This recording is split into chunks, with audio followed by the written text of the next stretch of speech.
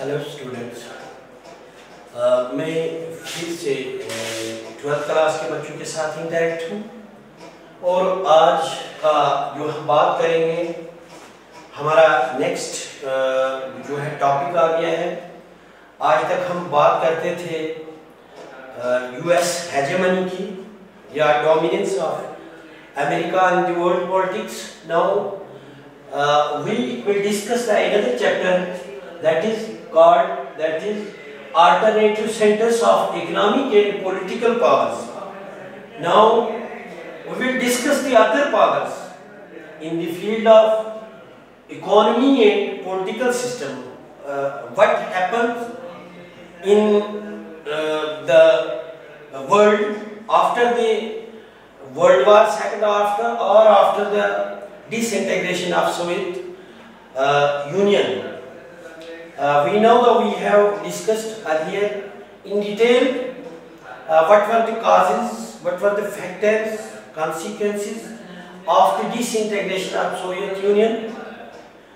We have discussed them in detail.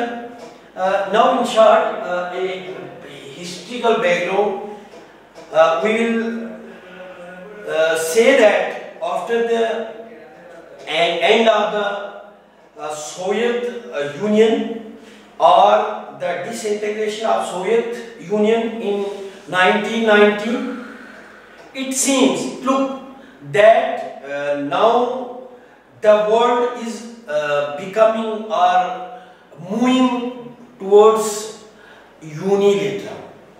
वहाँ पे जो bilateral system था, bipolar था, तो ऐसा लगने लगा कि अब कहीं न कहीं वर्ल्ड जो है ये यूनिपोलर हो रहा है, क्योंकि there were two growing powers, USA and USSR, but after disintegration of Soviet Union, when the Soviet Union disintegrated and the trends moved towards that, the United States of America is a single superpower now.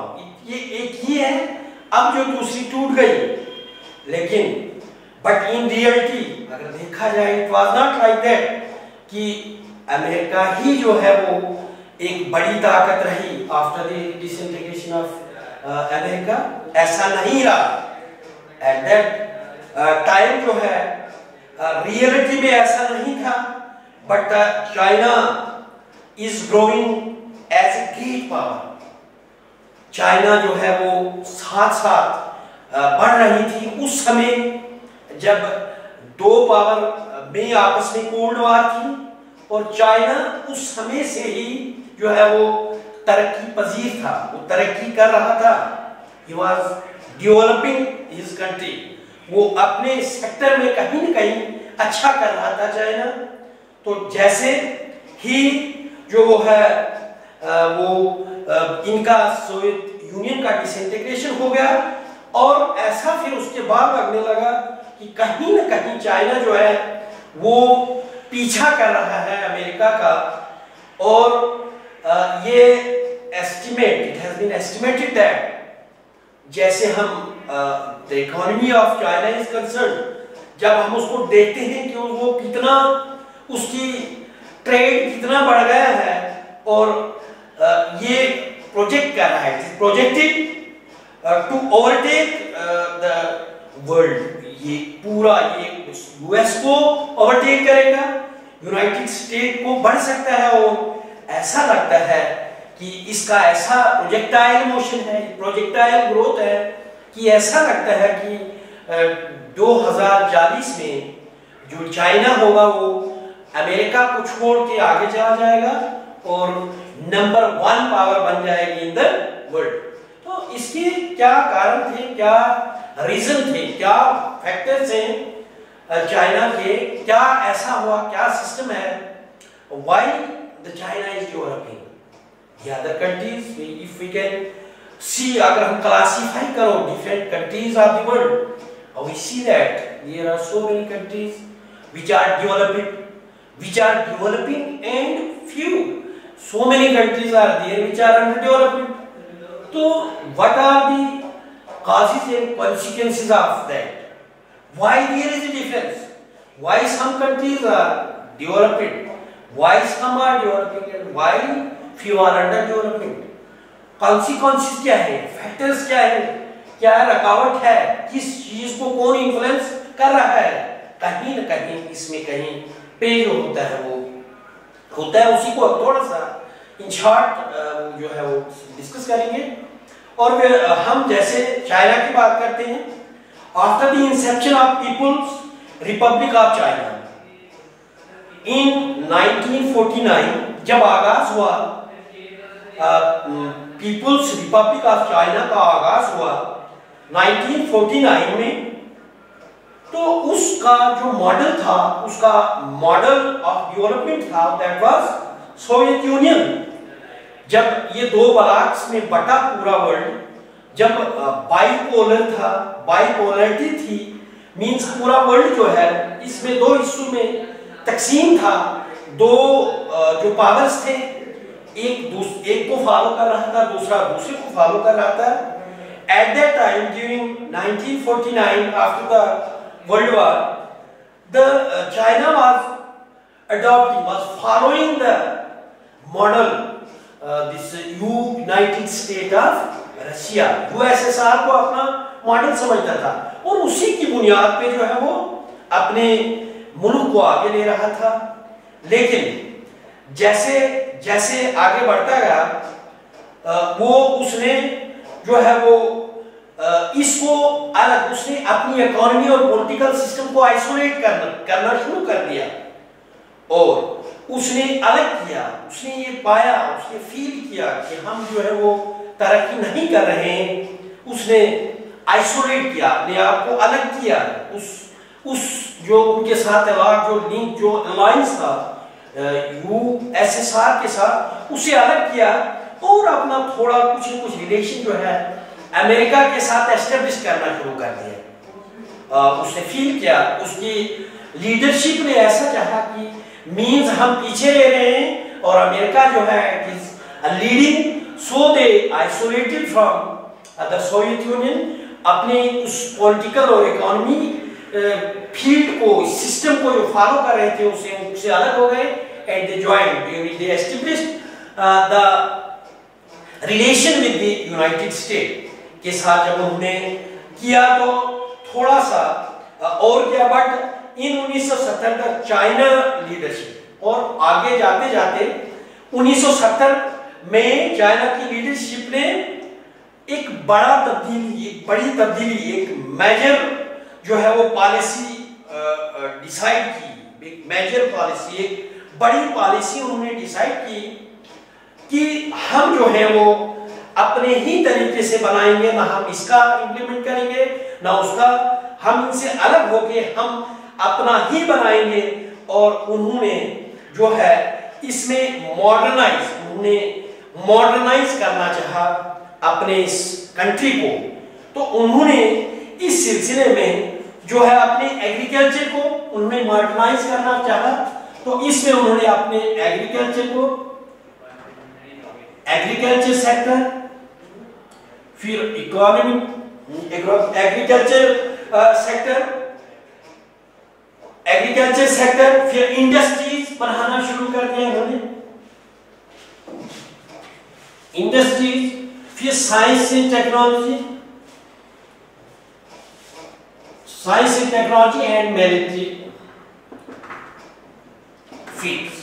तो उन्होंने चाहा कि हम introduce करेंगे एक अपना pattern जो है, हम इंट्रोड्यूस करेंगे, अपना एक सिस्टम बनाएंगे तो जिसमें हम अपने एग्रीकल्चर को बढ़ावा देंगे, हम इंडस्ट्रीज को एस्टेब्लिश करेंगे, हम साइंस और टेक्नोलॉजी को बढ़ावा देंगे, मींस हम इस पे इन्वेस्ट करेंगे और हमारा आउटपुट निकलेगा वहां से। और जब वैसा हो जाएगा तो हमारी मिलिट्री पावर भी जो है वो हमारा ये फील्ड भी वो सेट हो जाएगा। तो फिर जैसे एस्टेब्लिश्ड जैसे यूनाइटेड स्टेट के साथ उन्होंने एस्टेब्लिश किया, उसके बाद उन्होंने चाहा कि हम agriculture industry and science technology and military sector को सख्त बनाएंगे। तो उसके बाद जो है 1978 में उस टाइम के लीडर जो थे डेंग ज़्याओपिंग एक वो वहां के सरबरा थे। तो उसने एक और ही अपना आइडिया दिया जो ओपन डोर पॉलिसी। डेंग एक वो जो नुमाइंदे से थे डेंग ज़्याओपिंग एक वहां के रहनुमा थे जिनका नाम डेंग ज़्याओपिंग था। तो उसने एक ऐसा चेंज करना चाहा, इसको एक ऐसा चेंज लाया जिसमें उसने चेंज ये किया कि उसने जो ओपन डोर पॉलिसी के नाम से ओपन डोर पॉलिसी अपनाने का वो तैयार किया। ओपन डोर पॉलिसी मींस दरवाजा मतलब उन्होंने पूरे ममालिक के लिए वर्ल्ड में उन्होंने ऐसा सिस्टम बनाया कि कोई भी जो है कोई भी मुल्क जो है कहीं से आके यहाँ पे आके इन्वेस्ट कर सकता है और ट्रेड कर सकता है। तो उस टाइम के डेंग ज़्याओपिंग जो थे वो वहां के लीडर थे और उसने he adopted a policy of open door policy. उसने अडॉप्ट की ओपन डोर पॉलिसी और इसके लिए उसने इकोनॉमिक रिफॉर्म्स लाया, चेंज किया। इस ओपन डोर पॉलिसी ने इकोनॉमिक रिफॉर्मेशन जो सिस्टम था तो उसमें उन्होंने चेंज लाया। जो वहां सिस्टम चल रहा था उसमें चेंज लाया उन्होंने और ये बहुत ज्यादा सक्सेस हुई, बहुत कामयाब हुई। और 1978 में जो है उन्होंने लीड लेना, सबकत लेना दूसरे मुल्कों से शुरू कर दिया और वो बहुत कामयाब रहे इस सिलसिले में। तो China followed its our path, जैसे कि उन्होंने देख लिया कि अब जब वी आर रीडिंग, हमें तरक्की, हमारा आउटपुट अच्छा बन रहा है, तो उन्होंने अपना पाथ जो है अपना ही रास्ता ले लिया। उन्होंने किसी के सहारे के बगैर जो है वो अपना रास्ता चुनना शुरू किया, अपना वो रास्ता लिया, अपनी मार्केट इकोनॉमी बनाई, उन्होंने इंट्रोड्यूस किया मार्केट इकोनॉमी। तो उस में जो है 1982 में उन्होंने क्या कर दिया कि उन्होंने प्राइवेटाइजेशन लाई अपने एग्रीकल्चर में। वो जो पहले जो था वो पूरा सिस्टम जो है वो गवर्नमेंट क्या दूसरे तरीके से लाया था, इसमें रिफॉर्म लाया और इसको प्राइवेटाइजेशन कर दिया। एग्रीकल्चर को प्राइवेटाइजेशन किया 1978 में और 1998 में उन्होंने जो है वो इंडस्ट्रीज की भी प्राइवेटाइजेशन कर दी। उन्होंने 78 में जो है वो 1978 में उन्हें एग्रीकल्चर में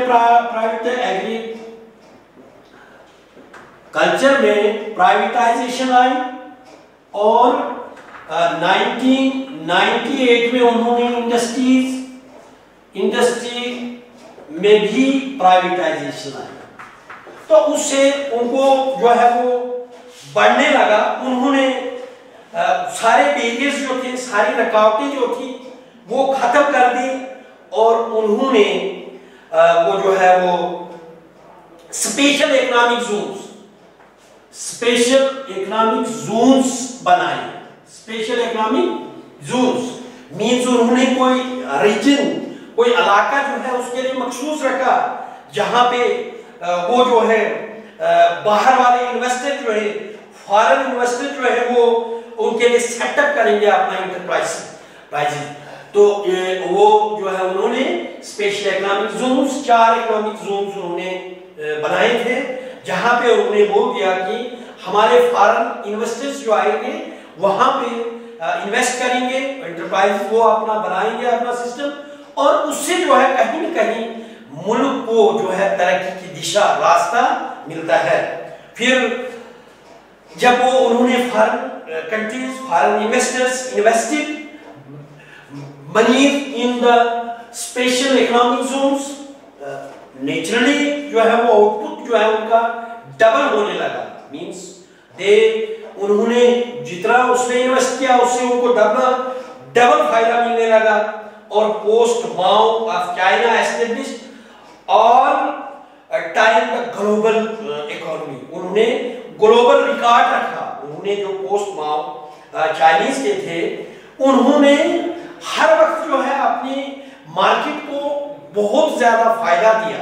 मींस अगर हम कंपेयर करना चाहें कहीं कहीं इंडिया और चाइना का, तो हम उससे पीछे, अगर अर्ली 50s की बात करें, इंडिया वाज लीडिंग और इकोनॉमी जो है वो इंडिया की चाइना से ऊपर थी। लेकिन फिर वो कैसे चला जाता है, मींस बहुत सारे फैक्टर्स वहां पे भी है कि हमारे जो लेबर है, हमारे लेबर जो है, हमारे वेजेस जो है, इसमें कहीं न कहीं फर्क है।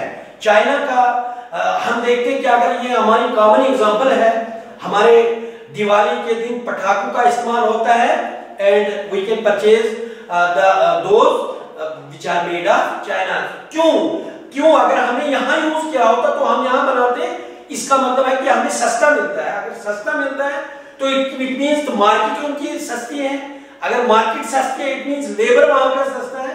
तो इन्हीं तरीकों से अगर हम इनको कंपेयर करें, मींस उन्होंने ये नहीं चाहा कि हम 1 लाख इसको डबल करें, लेकिन उन्होंने इस तरीके से लेबर उन्होंने काम किया। यहाँ पे हम इंडिया की बात करें, मींस यहाँ की पार्टिसिपेशन ऑफ फीमेल फॉर, जो हमारा फीमेल तबका है वो बिल्कुल वो उसमें जो है वो हिस्सा नहीं लेता एज कम्पेयर टू चाइना में। आप मोर देन 70% 60% जो है वहाँ की वो इन्वॉल्व है उसमें। तो अब जो चाइना की कहीं जो है वो आउटपुट जो है, आउटपुट उनका जो है वो डबल होने लगा 1977 से 1987 तक। कहीं ना कहीं पोस्ट जो थे वहाँ चाइनीज, उन्होंने इस इनकम को डबल किया। तो ये जो था ये कुछ हमारा जो था ये कारण था जिसकी वजह से चाइना जो है वो आगे बढ़ता है। ये एस्टिमेट, ये प्रिडिक्ट किया जाता है कि जिस तरीके से चाइना की जो इस वक्त ट्रेड है, जहाँ पे भी देखो जगह हर कोई मुल्क खाली नहीं है जहाँ पे चाइनीज प्रोडक्ट जो को यूज नहीं किया जाता है। मींस ड्यूरेबल है, क्या है, कैसी उनकी मार्केट है, तो वो जो है उस हिसाब से ये लगता है कि 2040 2040 में जो है वो एक बार ये लीडिंग होगा। तो ये पीछे अमेरिका जो है वो इस वक्त जो सुपर पावर है उसको पीछे छोड़ के आगे चला जाएगा। तो ये कुछ जो है वो चंद फैक्टर्स थे जिनकी वजह से चाइना ने अपना जो है वो अपनी इकोनॉमी को बढ़ाया, अपने सिस्टम को बढ़ाया और पूरा वर्ल्ड में जो है यूटिलाइज, और इसका जो पैसा जो है रिजर्व भी है और इन पोजीशन भी है, इतना ज्यादा है कि वो चाहता है कि पूरी वर्ल्ड में मैं शराकत करूं और पूरे वर्ल्ड में ही शेप करूं इसकी इकोनॉमी को, और मे बी कि ये लीड करेगा और एक दिन आएगा कि पूरी दुनिया में इसी का जो होगा ऑर्डर होगा, कैसे क्या होगा। थैंक्स।